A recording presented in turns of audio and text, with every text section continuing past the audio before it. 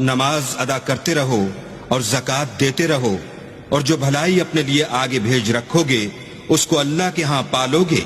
کچھ شک نہیں کہ اللہ تمہارے سب کاموں کو دیکھ رہا ہے۔ اور یہودی اور عیسائی کہتے ہیں کہ یہودیوں اور عیسائیوں کے سوا کوئی بہشت میں نہیں جانے کا، یہ ان لوگوں کے خیالات باطل ہیں۔ اے پیغمبر ان سے کہہ دو کہ اگر سچے ہو تو دلیل پیش کر۔ ہاں، جو شخص اللہ کے آگے گردن جھکا دے یعنی ایمان لے آئے اور وہ نیکوکار بھی ہو تو اس کا صلہ اس کے پروردگار کے پاس ہے، اور ایسے لوگوں کو قیامت کے دن نہ کسی طرح کا خوف ہوگا اور نہ وہ غمناک ہوں گے۔ اور یہودی کہتے ہیں کہ عیسائی رستے پر نہیں، اور عیسائی کہتے ہیں کہ یہودی رستے پر نہیں، حالانکہ وہ کتاب الہی پڑھتے ہیں۔ اسی طرح بالکل انہی کسی بات وہ لوگ کہتے ہیں جو کچھ نہیں جانتے، یعنی مشرک۔